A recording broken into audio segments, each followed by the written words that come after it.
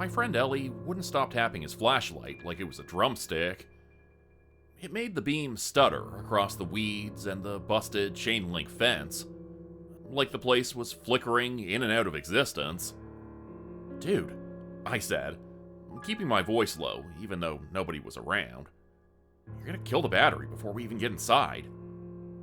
Ellie grinned at me over his shoulder.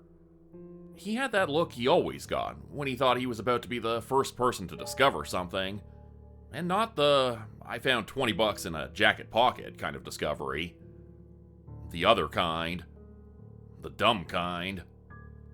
"I brought spares," he said, and patted his cargo pocket. "Relax." I wasn't relaxed. My skin had been buzzing since we turned off the main road and took the gravel service lane that didn't show up on maps anymore. The trees were too close. The air smelled like wet metal. And the building ahead, half collapsed, windows punched out, roof line sagging, looked less like abandoned and more like left behind in a hurry. It used to be a county property office.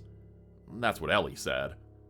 Some kind of admin building, back when the lake area had more staff, more tourists, more money.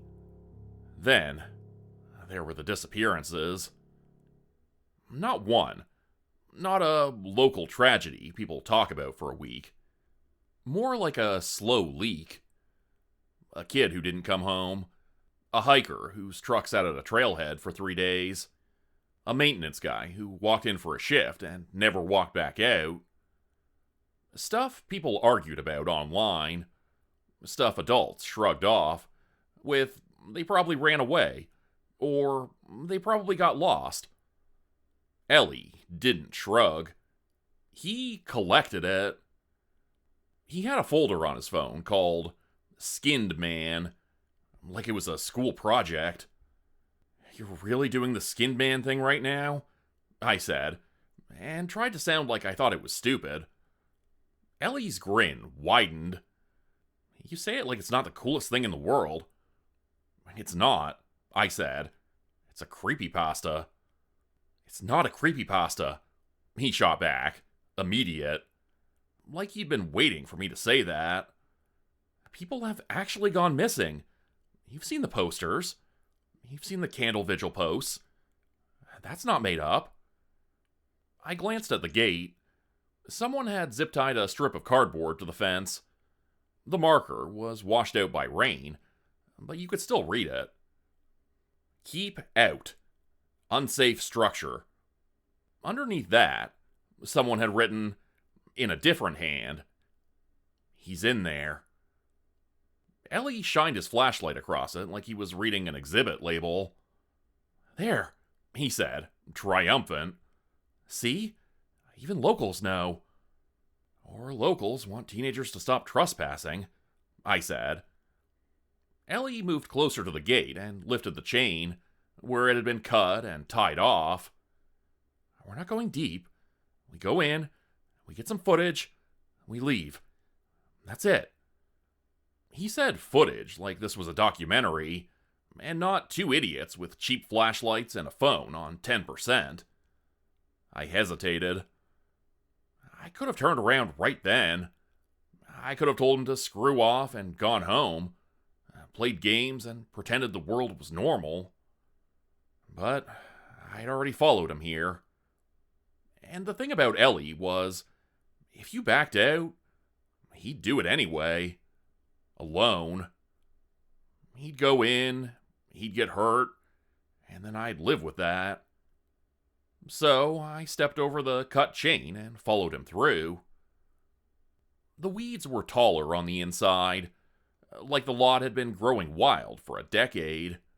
Broken glass crunched under our shoes. A metal sign that probably used to have the county seal on it lay face down in the dirt. Ellie pointed his flashlight at the front doors. The glass was gone. The double doors hung open like a mouth. Inside was dark. Even with our lights, it felt dark. You know how some places feel like they still have air moving through them? Like they're just empty buildings? This didn't. This felt packed. Like the darkness was a thing in there, waiting to be disturbed. Last chance, I muttered. Ellie looked back. You're already here. And then he stepped inside like it was a dare. The lobby smelled like mildew and old paper. The ceiling tiles were missing in places, exposing metal ribs and dangling wires. A receptionist desk sat flipped on its side like someone had shoved it over in anger. Ellie moved slow, flashlight beam scanning the floor. "Watch your step," he said, and his voice had that weird, excited calm, like he was trying to prove he wasn't scared. We walked past a hallway with doors on both sides. Some were open, most were shut. The building made small noises, settling creeps, a distant drip. Stuff that should have been normal. But every time something creaked, Ellie flinched. He tried to hide it, but I saw. "Okay," I said quietly. "Explain the skin band thing again? Because you never do it straight." Ellie pulled up his phone, screen dim, and pulled up a saved post. "Old accounts say he used to work maintenance here," he said. "Like, back when it was staffed. And then he disappeared. And then people started going missing around the area. And some hikers supposedly found..." He swallowed, and the beam on his flashlight jittered. "Found a deer, with the skin peeled off like a jacket." "Ellie..." "I'm just saying what the thread said." "Threads say aliens built the pyramids," I said. Ellie shot me a look. "This is different." "Because it scares you." "Because it's real," he insisted. We passed an office with a busted window. Moonlight fell in a pale rectangle across the floor. Dust hung in the beam like floating ash. And then I saw it. A face. Not a person. Not a full body. Just a face shape in the darkness of the room, pale against the back wall, like someone standing still, watching us through a doorway. My whole body went cold. I stopped so hard, Ellie bumped into me. "What?" "Shh," I hissed, and nodded toward the room. Ellie followed my gaze. His flashlight swept across. The face vanished. Not like it moved. Like it was never there. Just a peeled patch of wallpaper, lighter than the rest, curling at the edges like a thin flap. Ellie exhaled in a shaky laugh that wasn't funny. "Dude, you're jumpy." "I saw something," I said. "You saw wallpaper." I didn't argue. I just kept moving. Because standing still in that hallway felt wrong. Like the building wanted us to pause. We took a left, deeper into the place. Ellie kept filming little clips, whispering commentary like he was hosting a ghost show. "Room 1. Old offices, ceiling collapse. Super creepy." I wanted to tell him to shut up, but the sound of his voice was the only thing keeping the silence from swallowing us. That's what I told myself, anyway. We passed a stairwell blocked by fallen drywall and twisted railings. The lower floor was half flooded, black water reflecting our lights in quick flashes. "Basement's a no," I said. Ellie nodded too fast. "Yeah, no. Not trying to die." We kept going until we found a small office with intact walls, and a door that still swung on its hinges. It had an old corkboard on one wall, and a metal filing cabinet rusted at the corners. The window was cracked, but not fully broken. It felt like a pocket of normal. Ellie shut the door behind us and leaned back against it with a dramatic sigh. "Okay," he said. "Break." I slid my backpack off and pulled out 2 water bottles. My hands were shaking a little, and that annoyed me. "You good?" Ellie asked, trying to sound casual. "Yeah," I lied. This place sucks." He took the bottle and twisted the cap. "This place rules." I stared at him. "You're insane." Ellie smiled, then wiped his mouth with the back of his hand. "Okay, listen," he said, voice dropping like he was about to confess something. "I didn't just want to see if it was true. Here it comes." He glanced down at his phone, the screen reflecting in his eyes. "My cousin's friend disappeared last fall," he said, "near the lake trail. Everybody acted like it was normal. Like, oh, people go missing sometimes. But they didn't find anything. Not even a backpack." I didn't say anything. Ellie kept going anyway, like he'd been holding it in. "I found these posts," he said. "People saying the same thing happened years ago. Same area, same nothing. And then someone mentioned this building, like it's connected. Like this is where it started." I swallowed. "Ellie, you know that's how rumors work. Then why are there clothes everywhere?" He shot back. "Why is that a thing multiple people report? Clothes left behind. Like something, just..." He made a grabbing motion. "Takes them." I opened my mouth to tell him to stop, because my brain didn't want the picture.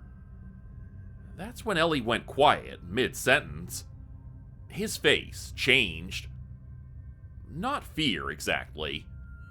Confusion first. Like he suddenly didn't understand what he was seeing.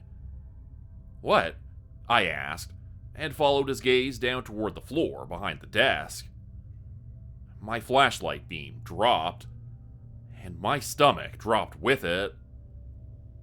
There was blood. Not a little smear. Not a "someone cut their hand years ago" stain. Dark, wet-looking patches on the carpet, tacky at the edges, a trail leading behind the desk. And slumped in the corner, half in shadow, half in our light, a body. At first, my brain tried to make it something else. A mannequin, a pile of dirty clothes. Then the shape resolved. Human. Arms, legs, head tilted wrong. And the worst part wasn't that it was dead. It was that it was peeled. Like someone had taken a person and removed the outside like it was an outfit. There wasn't skin on the arms. There wasn't skin on the face. The muscles beneath looked dark and glossy, like raw meat left out too long. Ellie made a sound that was pure animal. No words, just a strangled inhale. I backed up until my shoulders hit the door. "What the..." I started, but my mouth couldn't finish. My tongue didn't want to name it. Ellie's flashlight shook so hard the beam jittered across the body, across the blood, across the wall. Then we heard it. A scream. Not outside the building. Inside it.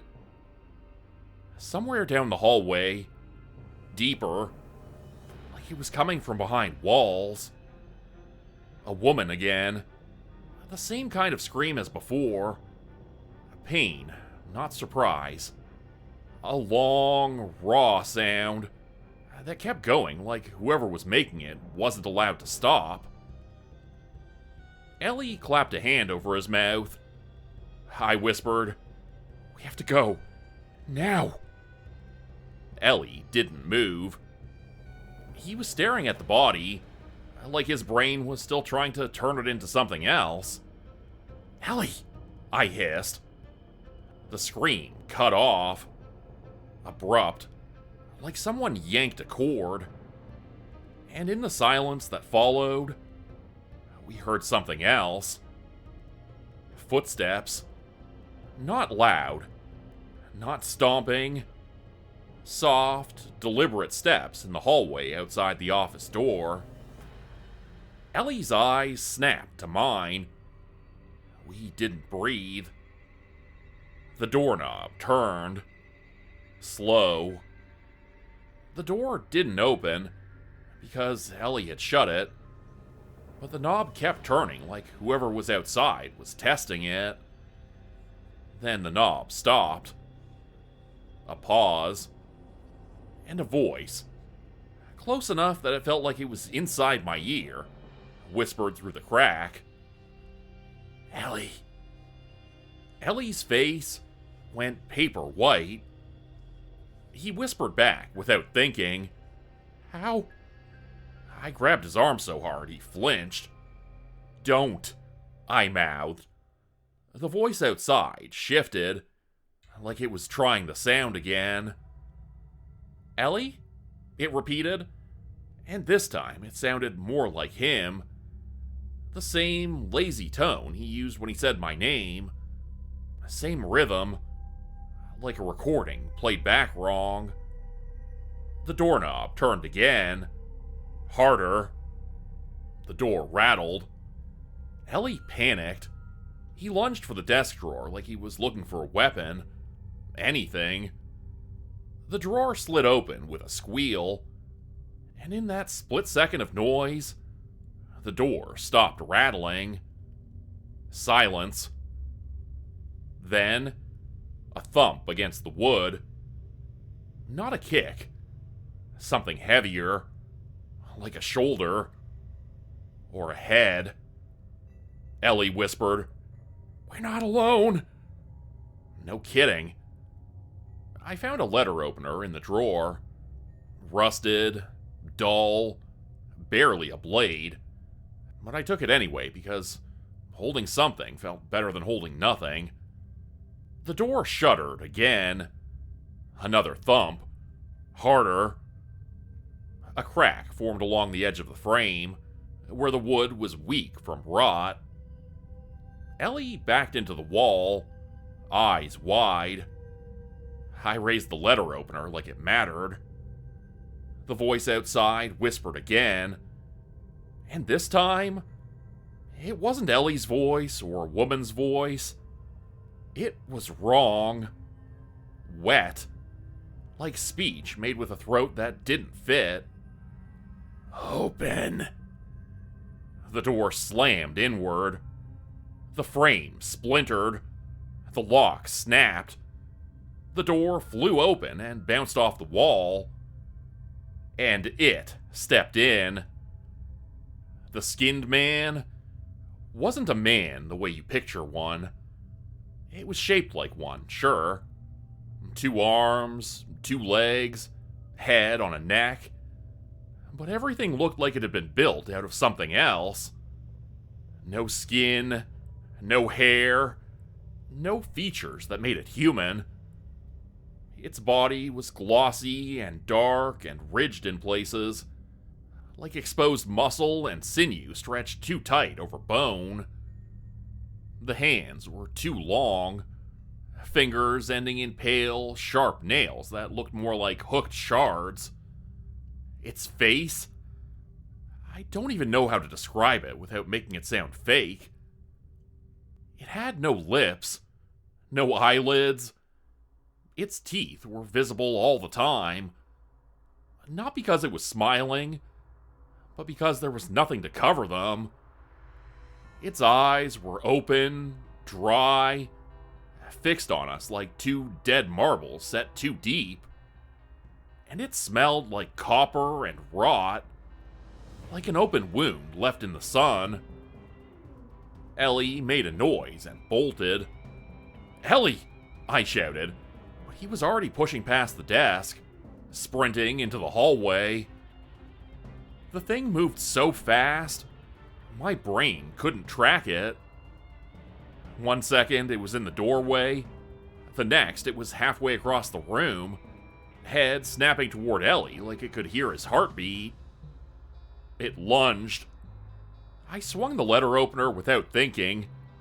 More panic than plan. The blade hit its arm and slid off with a squeal like metal on wet stone. The skinned man didn't react like it felt pain. It reacted like it noticed me. Its head turned slowly toward me. Its eyes locked on mine. And I swear, this is the part that makes me feel insane. The expression on its face didn't change, because it didn't have one. But something about the way it looked at me felt like recognition, like it was deciding what to do with me. Then it moved past me. Not around me. Past me. Close enough that its shoulder brushed mine. And it clawed my side as it went. 3 long rakes across my ribs. Through my hoodie. Through my shirt. Hot and immediate. I felt the fabric tear. I felt skin pull. I felt warmth spill. I staggered back and hit the wall hard enough to see stars. Ellie screamed from the hallway. Not a long one, a short one, cut off like someone squeezed it out of him. I shoved myself forward anyway, clutching my side. My fingers came away slick. "Ellie!" I yelled, and my voice cracked. The hallway was a tunnel of darkness and dust. Ellie's flashlight beam bounced wildly ahead, then dropped, spinning, casting crazy circles on the ceiling. I limped after it, breathing hard, pain stabbing every time my ribs moved. Around the corner, I saw them. Ellie on the floor, scrambling backwards on his hands like he couldn't get his legs under him. His phone was somewhere beside him, still recording, screen flashing as it tried to focus. The skinned man stood over him. Ellie sobbed, "I'm sorry, I'm sorry." The skinned man reached down with one hand and grabbed Ellie by the shoulder. Not roughly, almost gently. Then it pulled.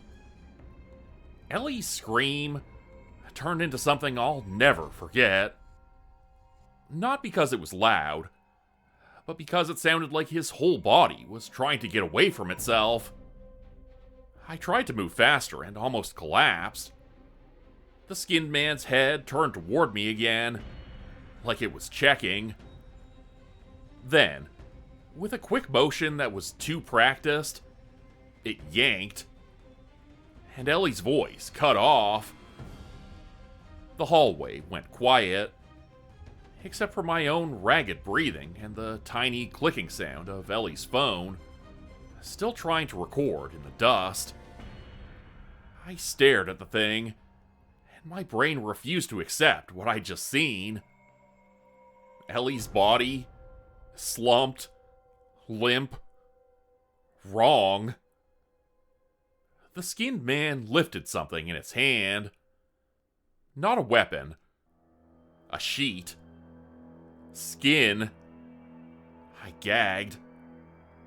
The skinned man turned slightly, as if admiring it, then tossed it over its arm like a jacket. It took one step toward me. I snapped back into my body. I ran. I don't remember choosing direction. I just ran. down the hallway, past the lobby, out through the broken doors into the weeds, into the open air that felt like a lie, because the darkness outside wasn't safe either. My side burned. Every breath was a knife. The world narrowed to the sound of my own feet and the wet slap of blood against fabric. Behind me, I heard it. Not footsteps. A soft scraping, like nails on concrete. Then a voice, distant but clear. Using Ellie's voice now, like it was a trick it wanted to show off. Dude, wait! I almost looked back. Almost. Instead, I ran harder, crying without meaning to, because my body had no other way to dump the fear. I crashed through the fence line where the chain had been cut. I hit the gravel service lane and kept going, stumbling, lungs on fire. My car was parked farther up by the turnoff, and I don't know how I made it there without passing out. I tore the door open, fell into the driver's seat, and locked it so hard my finger slipped off the button. Then I sat there, shaking, staring at the abandoned building through the windshield. For a long time, nothing moved. No shape in the doorway, no silhouette in the windows. Just the building, dark and empty, like it hadn't just eaten my best friend. My phone was on the passenger seat. I grabbed it with shaking hands and called 911. The call went through. A dispatcher answered. I couldn't make words at first. I just breathed into the phone like I was drowning. Then I forced it out, stuttering, messy. There's someone in there, my friend, I looked back at the building again, trying to keep my eyes on something real. And that's when I saw the face in the second floor window. Not wallpaper, not peeled paint. A face, pressed close to the glass. Smooth, featureless in the dark, except for the suggestion of eyes, the hint of teeth, the idea of a mouth that didn't need lips. It stared at me without moving. And in my head, not in the phone, not in the car, not in the air, I heard Ellie's voice, perfectly, like he was leaning in from the back seat. Tell him to come inside. I slammed the car into drive and left so hard gravel spit out behind my tires like sparks. I didn't stop until I hit the first main road, with streetlights and other cars. I pulled into a gas station and stumbled into the bathroom, and lifted my shirt. The claw marks across my ribs were deep. Not fatal, but deep enough that the skin around them had already started to swell, angry and red. 3 long lines like a signature. I cleaned them the best I could and wrapped them in paper towels and tape, because that's what you do when you're 17 and bleeding and trying not to fall apart in front of strangers. When the cops finally found me, I told them everything. They went to the building. They found the office. They found blood. They did not find Ellie. They did not find a body. They told me maybe it was a prank gone wrong. Maybe my friend ran and I panicked. Maybe I got caught on broken glass. They said it with that careful tone adults use when they want you to feel stupid without calling you stupid.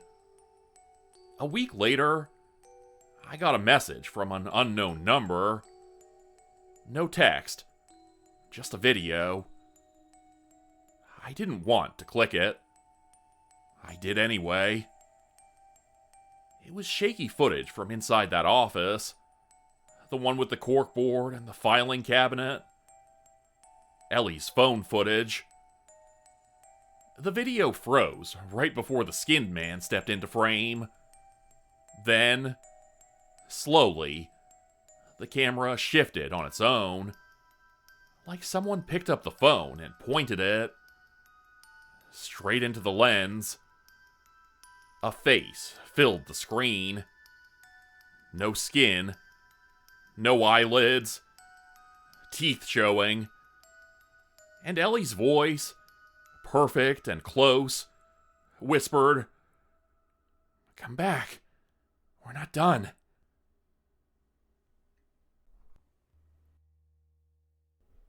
Become a channel member today for early access, bonus videos, and special emojis only available to members. Check out the description below or click the join button for more info.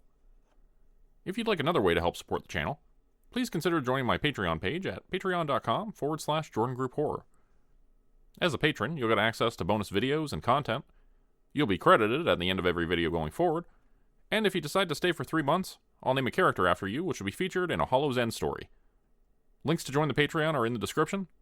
Thanks everyone for listening. Please like, subscribe, and comment to help the channel continue to grow. And see you again next time at 4 p.m. Eastern Standard Time. Hope you have a great night.